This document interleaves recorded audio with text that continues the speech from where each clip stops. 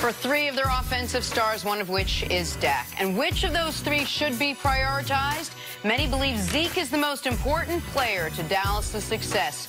The Cowboys reporter Todd Archer believes that Dak needs Amari Cooper more because, quote, points come in the passing game. All right, Nick, who does Dak need more in order to be successful? Is it Amari Cooper or is it Ezekiel Elliott? Todd Archer, Cowboys reporter. So listen, this is where my friends in the analytics community, my friends that try to embrace the analytics, that you're going to get us in trouble here. Because... Oh, that's what he was doing? Well, the points come in the passing game are what is in vogue right now and what is accurate is you score the football in the NFL throwing it. What did Troy Vincent sit here yesterday said? It's points, passing, penalties, or plays, passing, penalties, figure out your points. All of that is true.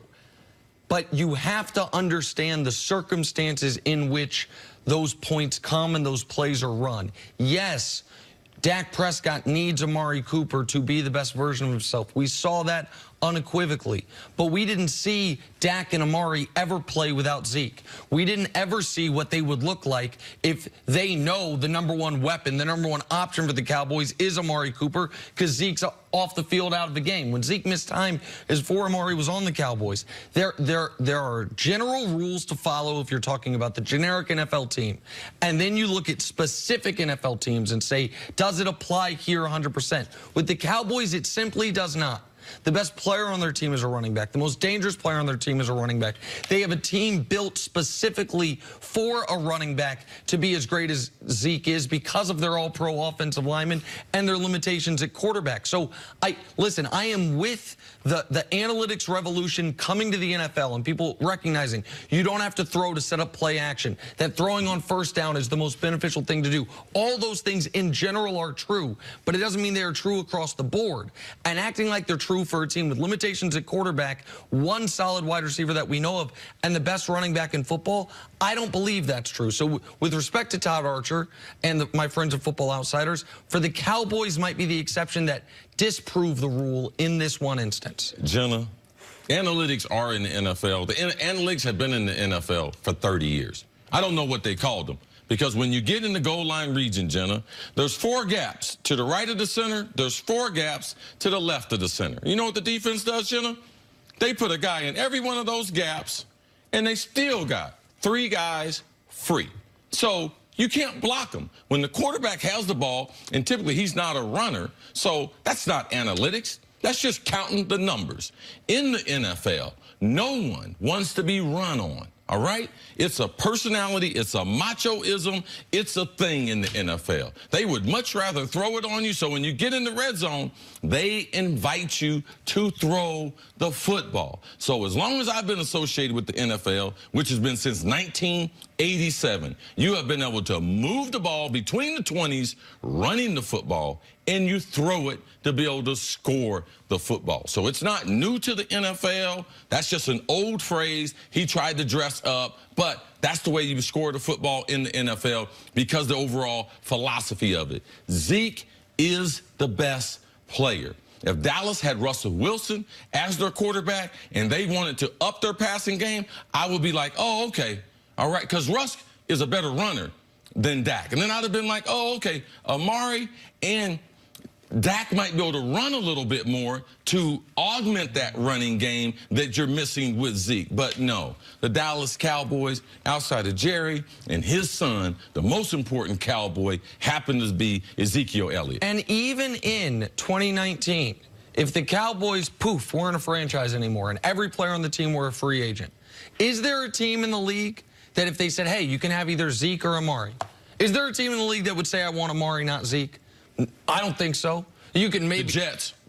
The Jets, maybe the Giants, because they already have Saquon and they need wide receivers. Yep. Like there's... So if this is so clearly siding with Zeke, and he's so clearly the best player and the most important player, why doesn't Jerry Jones say, fine, just give him the money, we'll figure the other 2 out later, because this is where we want to center our franchise? Because Jerry Jones is a friendly owner, but he is a nasty, nasty negotiator. And Jerry knows this.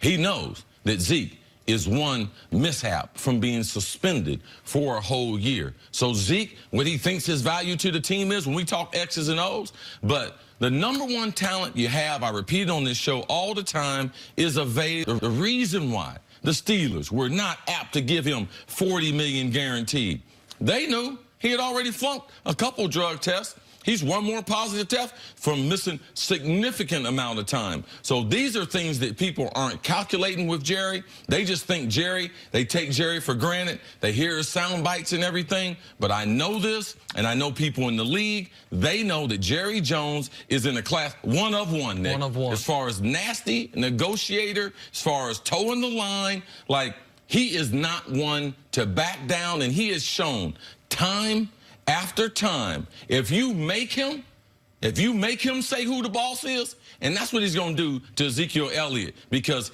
he has the power and the upper hand in this negotiation. And I just want to circle back to one other thing, because you said something I think that's interesting and I think that should be amplified, which is in the NFL, as long as you've been around it, guys, teams don't want to be run on. No. That it's emotionally, it feels different than if a team hits you for a big passing game. And it are things like that that are real, that you can't talk to 100 football players, have 100 of them tell you the same thing, and then say, well, the numbers say this. And nobody likes the numbers more than me. But spending enough time with you over the last 3 years, spending enough time with other football guests, it is not just an equation you can punch into it. There has to be a little art to go along with the science. The sport where analytics came into prominence the most in the first was baseball, because that almost is science. It's one-on-one battles where, guys, it can be 25 players, 25 cabs. Football, the reason it's the furthest along from there is because so much of it is almost an 11-person ballet that involves the personalities, that involves the mentality, so many things. And so when it comes to things like this, you have to incorporate what the actual people who've done it are saying. And what the actual people who've done it are saying is, if he's the best player on your team, and if he can take the heart from your defense, even if 4.5 yards per carry is not as good as 7.5 yards per pass, it has an effect on winning that is hard to quantify simply numerically.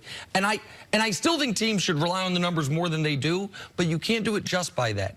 And the eye test says Zeke's the most important Cowboy. The players tell you Zeke's the most important Cowboy. We'll see if the Cowboys' pocketbook tells you Zeke's the most important Cowboy. All right, this isn't going away anytime soon. Coming up, should Todd Gurley's deal be a cautionary tale for the Cowboys while negotiating with Zeke? That's still ahead on First Things First. I had to look up that cautionary tale. I've heard it a lot.